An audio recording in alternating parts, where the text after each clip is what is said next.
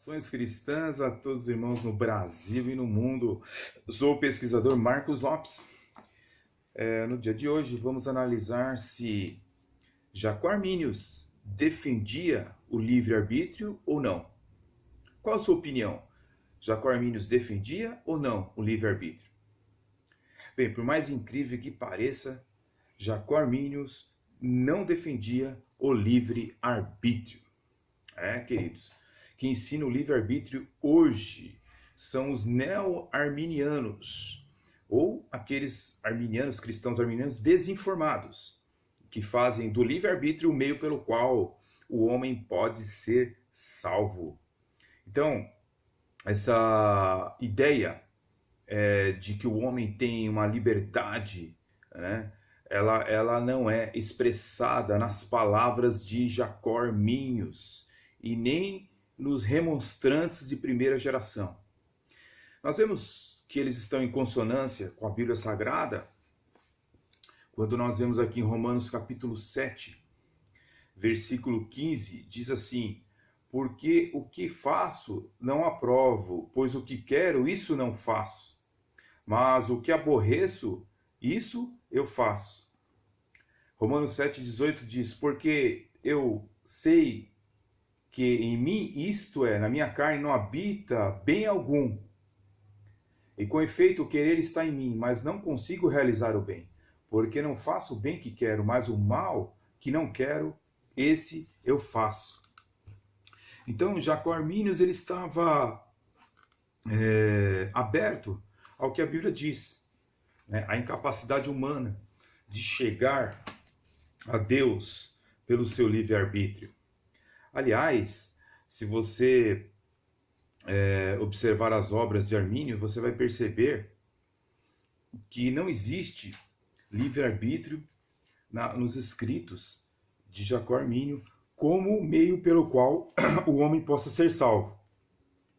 Até mesmo se você pegar o livro de Jacó Arminius, a Declaração de Sentimentos, seção 3, está bem expresso que em seu estado pecaminoso e caído, o homem não é capaz por si mesmo, quer seja pensar, querer ou fazer o que é de fato bom, mas é necessário que seja regenerado e renovado em seu intelecto, afeições e vontade, em todas as suas atribuições, por Deus em Cristo, através do Espírito Santo, para que seja capaz de corretamente compreender, estimar, considerar, desejar e realizar o que quer que seja verdadeiramente bom.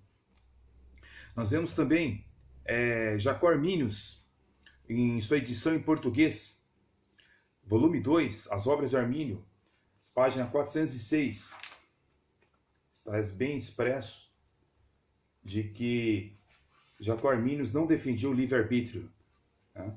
Porque ele diria que isso seria pelagianismo. A respeito da graça e do livre-arbítrio, isto é, o que ensino a respeito das Escrituras e do consenso ortodoxo, o livre-arbítrio é incapaz, diz Armínio, de iniciar ou aperfeiçoar qualquer bem verdadeiro e espiritual sem graça. Para que eu possa ser considerado como Pelágio, como usando de mentiras com respeito à palavra graça, quero dizer com isso aquilo que é a graça de Cristo e o que diz respeito à sua regeneração. Mas embaixo diz, essa graça inicia a salvação, promovendo-a, aperfeiçoando-a, consumindo-a. Confesso que a mente de um homem carnal e natural é obscura e sombria, e que seus afetos são corruptos e desordenados, e a sua vontade obstinada e desobediente, e que o próprio homem está morto em seus pecados. Então Jacó Arminius, ele diz que o homem é incapaz de chegar a Deus a não ser pela graça. Mas que graça que Jacó Arminius está dizendo? Ele está se referindo à graça preveniente, né? Que no final, se a gente for analisar teologicamente, é a graça. Não existe dois tipos de graça. Mas nós vemos aqui, por exemplo, uma obra arminiano puro e simples, por exemplo, diz aqui na página 39 a mesma coisa concernente ao livre-arbítrio. Em concordância com isso, Jesus Cristo, Salvador do mundo, morreu por todos e por cada um homem, tal. E no artigo 3 diz o seguinte, no artigo 2 diz que ele morreu por todos os homens, mas no artigo 3 diz, e o homem não possui fé salvadora em si mesmo, nem no seu poder do seu livre-arbítrio, visto que em seu estado de apostasia e de pecado não pode de si por si mesmo pensar, querer ou fazer algum bem. Né? Então, nós vemos aqui, na página 39 do livro Arminianismo por Princípios, que de fato o livre-arbítrio não pode fazer nada pelo homem, absolutamente nada, em consonância com Jacó Arminius, que não defendia o livre-arbítrio, assim como Calvino não defendia o livre-arbítrio como meio salvífico. Mas qual que é o erro, então, de Jacó Arminius? Jacó Arminius, ele erra concernente à graça preveniente.